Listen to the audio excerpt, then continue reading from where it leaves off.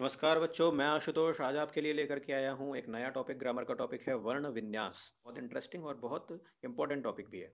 तो चलिए शुरू करते हैं इसको। आगे जब भी आप कभी संधि पढ़ेंगे तो संधि पढ़ने में भी इसका काफ़ी यूज़ होगा। तो इसको आप अच्छे से जान लीजिए, अच्छे से समझ जाएंगे अगर, तो आगे आपको आसानी रहेगी। चलिए जानते हैं कि क्या होता है वर्ण और किसको बोलते हैं विन्यास। वर्ण और विन्यास का मतलब क्या है? वर्ण क्या है बच्चों? भाषा की सबसे छोटी इकाई। और विन्यास का मतलब होता है अलग अलग करके लिखना। यानी भाषा की सबसे छोटी इकाई को अलग अलग करके लिखना, यानी वर्णों को अलग अलग करके लिखना ही वर्ण विन्यास या वर्ण विच्छेद है। अब सवाल यह है कि वर्ण क्या? वर्ण मतलब भाषा की सबसे छोटी इकाई। सबसे छोटी यूनिट कहने का मतलब यह है बच्चों कि उसके और ज़्यादा टुकड़े नहीं हो सकते। जैसे जैसे मैं अभी आपसे बात कर रहा हूँ, तो बात करने के दौरान इस भाषा में, हिंदी भाषा में मैं आपसे बात कर रहा हूँ, और इस बात करने के दौरान मैं आपसे कुछ सेंटेंसेस, कुछ वाक्य बोल रहा हूँ, है ना। उन वाक्यों को क्या तोड़ा जा सकता है? जी हाँ। अगर मैं आपसे बोलूँ उन वाक्यों को तोड़िए, तो आप उनको शब्दों में तोड़ करके लिख सकते हैं। अलग अलग शब्द हैं उस वाक्य में, उस सेंटेंस में, वो कितने भी हो सकते हैं। और उन शब्दों को भी तोड़ा जा सकता है क्या? बिल्कुल। उन्हें वर्णों में तोड़ा जा सकता है, यानी वर्णों से मिलकर के शब्द बनते हैं, शब्दों से मिलकर के वाक्य, सेंटेंसेस बनते हैं। और वाक्यों को, सेंटेंसेस को शब्दों में तोड़ा जा सकता है, वैसे ही शब्दों को भी वर्णों में तोड़ा जा सकता है, लेटर्स में तोड़ा जा सकता है। ठीक है। यानी शब्दों में बहुत सारे लेटर्स हो सकते हैं। लेकिन अगर मैं आपको कहूँ कि लेटर को भी तोड़ करके लिखिए और छोटा करके लिखिए, तो क्या वो हो सकता है? देखिए एक एग्जांपल लेते हैं। एक एग्जांपल लेते हैं बच्चों इंग्लिश से। आपको इंग्लिश से ये थोड़ा जल्दी, थोड़ा आसानी से समझ में आ जाएगा। ठीक है। जैसे एक यहाँ पर शब्द लिखा हुआ है इंग्लिश में, बॉक्स। और आपसे पूछा गया, या मैं आपसे पूछूं कि कितने वर्ण इसमें, कितने लेटर हैं इस एक शब्द में, बॉक्स में, तो आप जाहिर है आप देख के बता देंगे कितने हैं। तीन। और वो कौन कौन से? बी, ओ और एक्स। ठीक है। तीन लेटर्स हैं इसमें, और वो आपको दिखाई दे रहे हैं। अगर मैं पूछूं इसमें कितने स्वर हैं, कितने वॉवल्स हैं, तो एक इसमें वॉवल है ओ। ठीक है। और दो इसमें कॉन्सोनेंट्स हैं, वो आपको दिखाई दे रहे हैं साफ। वैसे ही अब देखिए संस्कृत में, संस्कृत में अगर मैं आपको बोलूं कर, एक शब्द लिखा है कर, और इस कर शब्द में अगर आपसे पूछूं कि कितने वर्ण हैं, कितने लेटर्स हैं, तो आप में से कई बच्चे बोलेंगे सर दो लेटर हैं, एक है क और एक है र। लेकिन ये गलत जवाब होगा बच्चों। सही जवाब क्या है? इसमें चार लेटर्स हैं, ये रहे। अब आप कहेंगे सर दिखाई तो नहीं दे रहे, दिखाई तो हमें खाली दो ही दे रहे हैं। जैसे हमें ऊपर बॉक्स में तो तीन साफ साफ दिखाई दे रहे हैं, लेकिन यहाँ तो हमें दो ही दिखाई दे रहे हैं। बस इसी बात को आपको समझना है बच्चों। ये इंग्लिश से थोड़ा सा इसलिए अलग हो जाएगा। कैसे कि ऊपर जब आपने देखा इंग्लिश वाले एग्जाम्पल में, तो वहाँ पर आपको ओ साफ लिखा हुआ दिखाई दे रहा है ना। यानी जो वॉवल है, जो स्वर है, वो आपको साफ वहाँ लिखाया दिखाई दे रहा है, वो मिक्स नहीं हुआ है बी में। लेकिन संस्कृत में क्या होता है बच्चों, कि जो स्वर है, वो स्वर व्यंजन में मिक्स हो जाता है, मिल जाता है। यहाँ पर आप देखिए कर, इस उदाहरण में ये जो अ है, ये अ क में ही मिक्स हो गया है। और क अ में मिक्स होकर के लिखा हुआ है ऐसे क। और उसके बाद देखिए र में भी अ मिक्स हो गया है, मिल गया है। तो ये चीज़ आपको ध्यान में रखनी है बच्चों। अगर आपको ये अच्छे से समझ में आ गई, तो आप कभी भी इसमें कोई गलती नहीं करेंगे। आपको देखने में लग सकता है कि उसमें कोई मात्रा नहीं लगी हुई है, कुछ नहीं दिख रहा है हमको, स्वर कहीं नहीं दिखाई दे रहा है, लेकिन फिर भी ये समझ के रखिए कि स्वर उसमें है। ठीक है।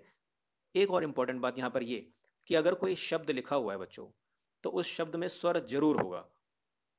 आप, अगर आपके पास कोई भी ऐसा वर्ड है, कोई भी ऐसा कोई शब्द है जिसमें जिसमें कि स्वर ना हो, तो आप मुझे कमेंट बॉक्स में लिखिएगा ज़रूर। मेरे हिसाब से ऐसा कोई शब्द नहीं होता बच्चों जो बिना स्वर के एक शब्द बन जाए। ठीक है। डिक्शनरी में आप खोजिएगा, अगर कोई ऐसा मिलता है तो आप मुझे कमेंट बॉक्स में ज़रूर लिखिए। तो यहाँ पर जब आप देखेंगे कर ये शब्द लिखा हुआ है और आपको क और र दिखाई दे रहा है, तो ये दोनों तो व्यंजन हैं। और अगर आप बोलेंगे कि व्यंजन ही है खाली, स्वर इसमें नहीं है, तो आप गलत हो जाएंगे, है ना। क्योंकि स्वर के बिना तो कोई शब्द बन ही नहीं सकता है। तो स्वर इसमें है, और वो स्वर छुपा हुआ है, बस उसी छुपे हुए स्वर को हमें दिखाना है। और यही वर्ण विच्छेद कहलाता है। ठीक है। तो जब कर में आपसे पूछा जाएगा कर, इसमें कितने लेटर्स हैं, तो कितने लेटर्स हैं बच्चों? हकीकत में इसमें चार लेटर्स हैं, और दो स्वर हैं इसमें, दो व्यंजन हैं। ठीक है।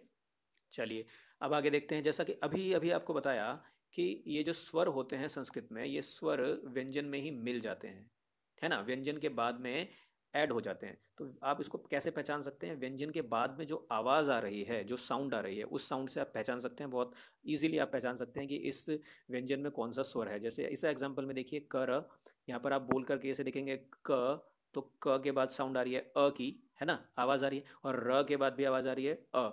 है ना, अ की आवाज़ क र। तो बहुत आसानी से आप इसको बोल करके ये समझ सकते हैं कि उस व्यंजन के बाद कौन सी साउंड आ रही है और आप उसको लिख सकते हैं, चाहे वो आपको दिख ना रहा हो वहाँ पर। बस इसी की आपको प्रैक्टिस करनी है, बोल कर देखना है और बोल करके जो व्यंजन के बाद जो साउंड आ रही है वो आवाज़ स्वर की आवाज़ है, उसको आपको अलग करके लिखना है। एक और बात बच्चों यहाँ पर और जानने की वो ये कि जब आपको वर्ण विच्छेद करवाया जाता है तो वर्ण विच्छेद में जब क को आपको अलग करके लिखना है, कर यहाँ लिखा था ना, इसमें क आपको इस क में से अ हटा करके लिखना है। तो जब आप क में से अलग करेंगे तो उसे लिखने का तरीका ये होता है कि क के नीचे आप ये देखिए, क के नीचे क्या लगाया है, एक हलंत का प्रयोग किया है। ये आपको करना होता है। हलंत का मतलब क्या होता है समझ जाइए बच्चों। हलंत का मतलब ये होता है कि उस व्यंजन में अब कोई स्वर नहीं है। तो जब मैं आपसे कह रहा हूँ क को तोड़ करके लिखिए, तो उस क में से आपको अ निकालना है, और वो अ निकला हुआ आप कैसे दिखा पाएंगे, जबकि आप उस क के नीचे हलंत लगा दें। अगर हलंत नहीं लगाएंगे क के नीचे, उसका मतलब क्या होगा कि अब उसमें अ है ना। ये देखिए यहाँ पर ये क अगर आप लिखते हैं तो क लिखने का मतलब इसमें अ है, लेकिन हटाकर दिखाना है तो उसके लिए आपको क्या करना होगा, क के नीचे हलंत ज़रूर लगाना होगा बच्चों, ज़रूर। इस बात को आप नोट कर लीजिए, बहुत ध्यान रख लीजिए, बच्चे अक्सर यही गलती करते हैं। तो क के नीचे आप हलंत ज़रूर लगाएंगे, किसके लिए, ये दिखाने के लिए कि अब क में कोई भी स्वर बाकी नहीं रह गया है। चलिए अब मैं ज़रा आपको ये बता देता हूँ कि ये जो स्वर हैं, इन स्वरों को व्यंजन में किस तरह से मिलाया जाता है और मिला करके कैसे लिखा जाता है। यहाँ मैंने एक व्यंजन लिया है क। आप इस क की जगह और कोई सा भी व्यंजन ले सकते हैं बच्चों, बहुत सारे व्यंजन हैं, आप कोई सा भी यूज़ कर सकते हैं और लगा करके देख लें इनको। बहुत बहुत इंपॉर्टेंट है ये, इसको आप नोट डाउन भी कर लेंगे ज़रूर। तो ये सभी के सभी आप नोट डाउन कर लेंगे, नोट डाउन करके क के अलावा किसी और व्यंजन को यहाँ रख करके एक बार लिख करके ज़रूर देख लें बच्चों। देखने में ये आपको बहुत आसान लग रहा होगा, मैं आपको फिर से बता रहा हूँ, लेकिन ये इतना आसान नहीं है जितना आपको देखने में लग रहा है। क्योंकि बच्चों हम में से कई बच्चे इस तरह की गलती करते हैं, उनको लगता है कि ये तो बहुत सिंपल सी चीज़ है, आसान सी चीज़ है, मुझे समझ में आ गई। लेकिन वो वर्ण विच्छेद करने के दौरान और वर्णों को मिलाने के दौरान ऐसी गलती कर रहे होते हैं कि उनको वो पता भी नहीं होता है। ठीक है, तो आप इसको ज़रूर नोट कर लीजिए और एक बार ज़रूर किसी और व्यंजन के साथ ये सभी स्वर लगा करके देख लीजिए। ठीक है, यहाँ मैंने जितने भी स्वर हैं उनको पीले रंग में दर्शाया हुआ है, जितने भी आप देखिए पीले देख रहे हैं, ये सभी स्वर हैं। जैसे ये है अ और ये है आ, इसको बोलते हैं ह्रस्व और इसे बोलते हैं दीर्घ। ह्रस्व अ, दीर्घ आ। ठीक है, ह्रस्व ई, दीर्घ ई। देखिए ह्रस्व ई जब लगी है क पे, तो की जो मात्रा है ई की, वो मात्रा पहले लग रही है क से, है ना। और जब दीर्घ ई है तो दीर्घ ई में ई की मात्रा जब लग रही है क में, तो इसको हम बाद में लगा रहे हैं, क के बाद में लगा रहे हैं। ठीक है ना, ये भी ध्यान देने वाली बात है कि कहाँ वो पहले लगती है और कहाँ बाद में लगती है। अब जैसे अगर आपको दिखने में दिख रहा होगा कि ऐसे लिखा हुआ है, और की में आप देख करके बोल सकते हैं कि सर यहाँ तो पहले हमें ई की मात्रा दिखाई पड़ रही है ना, तो पहले ई होगा और बाद में क होगा। लेकिन ऐसा नहीं है, अगर पहले ई और बाद में क होगा तो वो इक बोला गया जाएगा। लेकिन दिख रहा है कि पहले ई की मात्रा, हकीकत में वो कहाँ है, वो बाद में है। क के बाद साउंड है ई की। ठीक है, व्यंजन के बाद जो साउंड आ रही है वो है स्वर। तो इस बात को आप ध्यान में रखिए बस, और इसको ध्यान में रख करके आप दूसरे भी उदाहरण देख लीजिए, एक बार बना करके देख लीजिएगा सभी। ऊ भी देखिए यहाँ पे ह्रस्व ऊ है, ये दीर्घ ऊ है, इसको लगाने का तरीका यहाँ लिखा हुआ है।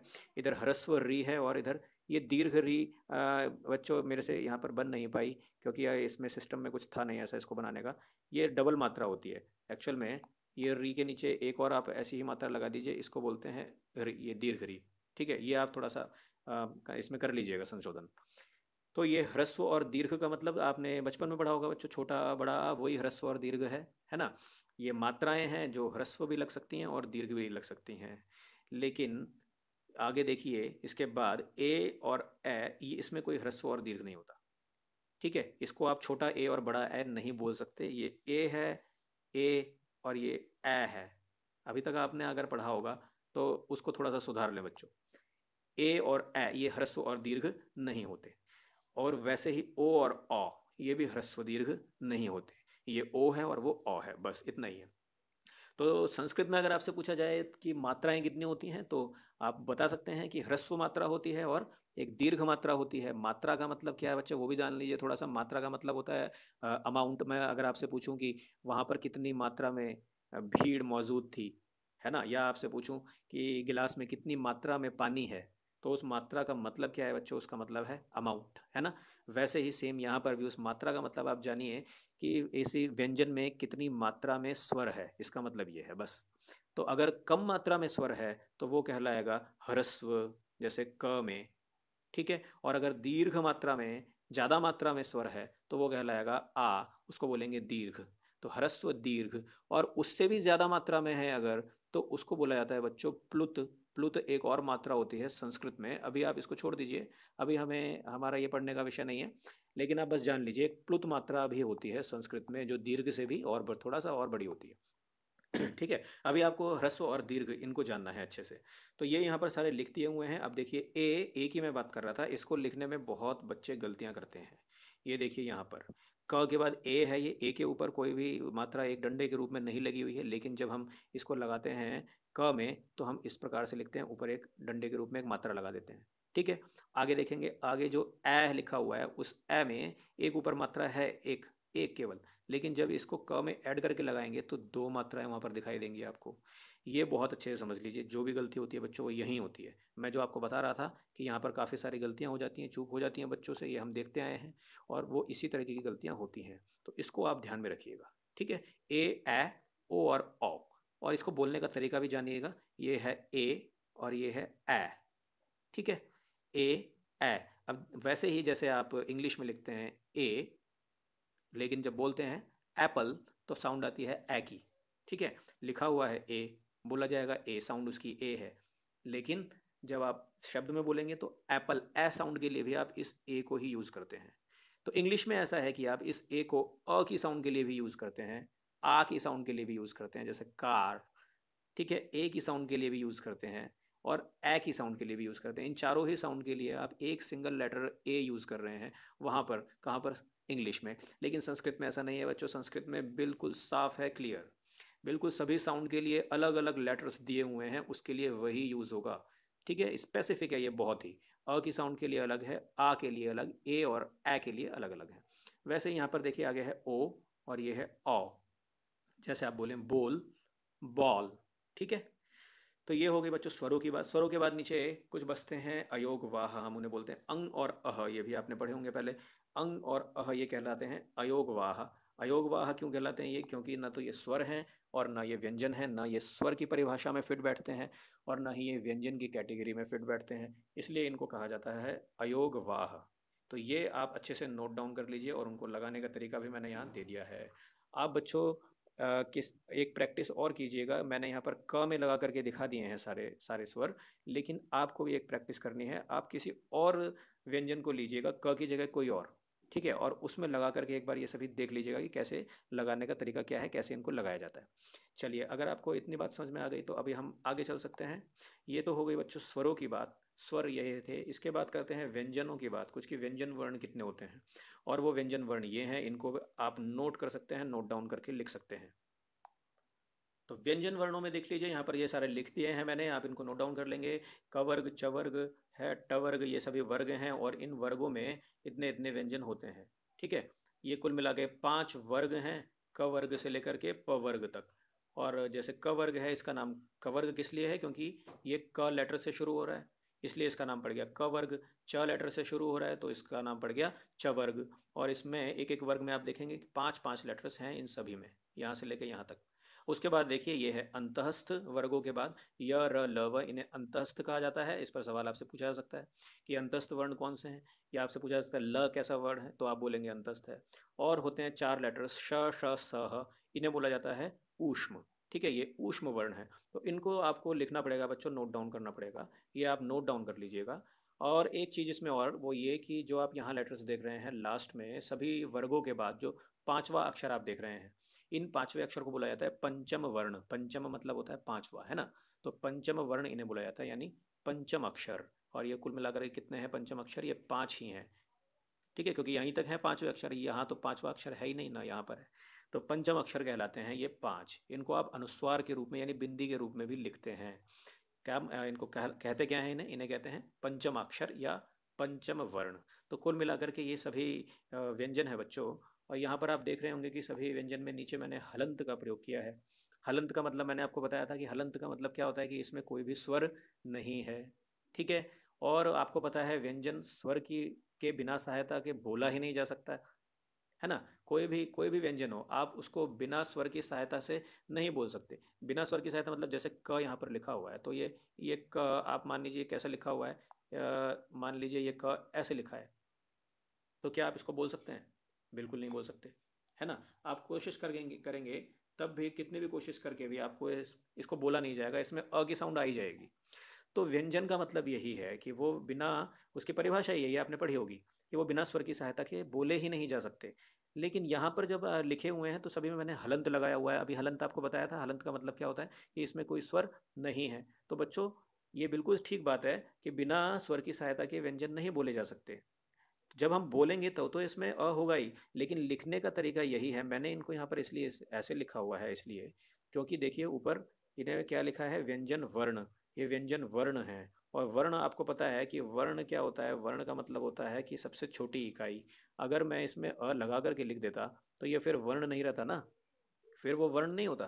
क अगर मैं लिखता तो वो वर्ण नहीं होता। अगर हलंत नहीं लगता इसके नीचे तो वो फिर वर्ण नहीं होता, क्योंकि वो सबसे छोटा नहीं होता, उसको और भी ज़्यादा तोड़ा जा सकता है। लेकिन अब जब यहाँ पर सभी हलंत लगाकर लिखे हुए हैं तो इनको और ज़्यादा तोड़ा नहीं जा सकता, इसलिए ये अब वर्ण कहलाएंगे। तो लिखने का तरीका इनको यही है। हाँ, जब बोलते हैं तो बोलने में हम जरूर इसके बाद स्वर लगाते हैं, लेकिन इनको लिखने का, अलग करके लिखने का तरीका यही है। कुछ जगह पर बच्चों ये छूट गया है, जैसे ये छ के नीचे, ठ के नीचे और ढ के नीचे, ये मुझे मिल नहीं पाया उसमें, तो मैं लगा नहीं पाया इनको। आप इसको करेक्ट कर लीजिएगा और नोट कर लीजिएगा बच्चों। कुछ बच्चे बोल सकते हैं, कुछ पूछ सकते हैं कि अभी तो इसमें तीन और रह गए, क्ष त्र ज्ञ, वो भी हमने पढ़े हैं सर, वो तो अभी तक आए नहीं, है ना। उनको वर्णमाला के अंदर नहीं रखा जाता, वो अलग हैं तीनों, और उन्हें बोला जाता है संयुक्त वर्ण। संयुक्त का मतलब होता है बच्चों मिले हुए, यानी दो लेटर्स को मिला करके बनाए हुए लेटर्स कहे जाते हैं संयुक्त। ठीक है, इसलिए उनको उसमें नहीं रखा जाता। क्यों नहीं रखा जाता वो मैं अभी आपको समझा देता हूँ। देखिए जैसे उसमें है क्ष, त्र, ज्ञ और आगे भी हैं, ये आपने पढ़े होंगे, है ना। क्ष जो है ये दो लेटर से मिलकर बना है, किस किस से, क और श। क और श से मिलकर के बना है, और अ भी इसमें है यहाँ पर। ठीक है, क और श से ये मिलके बना है। त्र, त और र से मिलके बना है। और वैसे ही ये है ज्य। ज्य इसका उच्चारण होता है, वैसे ज्ञ बोलते हैं, आप जो भी बोलिए, पर इसका उच्चारण ज्य ही है। आपने ज्ञ ज्ञान ही पढ़ा होगा, लेकिन इसका उच्चारण होता है ज्य। और ये ज्य जो है ज और ज्ञ से मिलके बना है, इसलिए इसको ज्य बोला जाता है, ज्ञ नहीं बोला जाता। तो बच्चों, कहने की बात यह है समझने की, कि संयुक्त वर्ण का मतलब ये है कि ये किन्हीं दो लेटर्स से मिलकर के बने हुए हैं, यानी किन्हीं दो लेटर्स को मिला करके आपने इनको लिखने का तरीका बदल दिया। ये कोई नए लेटर्स नहीं है, मतलब ये कुछ ऐसे लेटर नहीं है जो कि पहले से वर्णमाला में मौजूद नहीं थे। आप इन लेटर्स को देखिए, क श त र ज और ज्ञ, क्या ये पहले से वर्णमाला में नहीं है? हैं ये, है ना। बस इनको मिला करके, इनको मिक्स करके आपने ये कुछ अलग तरीके से लिख दिया है ये लेटर्स। तो ये केवल अलग तरीके से लिखने से ये कोई नए लेटर्स नहीं बन गए, कोई नए वर्ण नहीं बन गए, इसलिए इनको वर्णमाला में स्थान नहीं मिला है। और अगर इनको मिले वर्णमाला में स्थान, यानी इन्हें अगर रखा जाए वर्णमाला में, तो फिर इन्हें क्यों ना रखा जाए, फिर तो ये भी रखे जा सकते हैं, ये भी तो ऐसे ही बने हैं। देखिए आप श्र लिखा हुआ देखते हैं ना, वो श्र श और र से मिलकर के बना है। श और र को अगर आप मिला दीजिए तो उसको इस तरीके से लिख देते हैं, तरीका बदल जाता है बस लिखने का।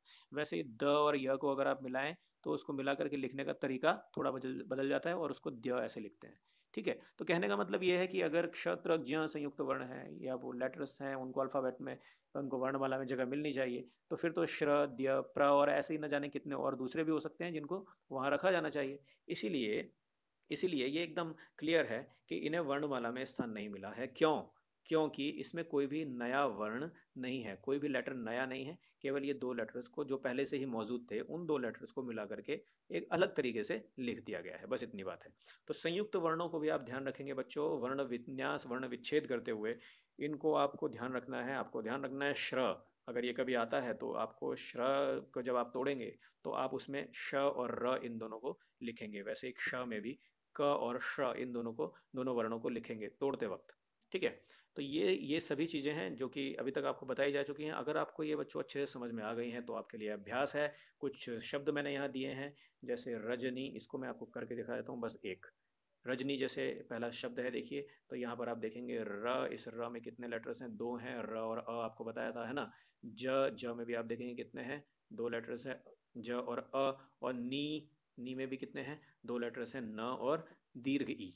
ठीक है, तो कुल मिलाकर इसमें 6 लेटर्स हैं, और ये इसको लिखने का तरीका है र के बाद अ, ज के बाद अ और न के बाद दीर्घ ई।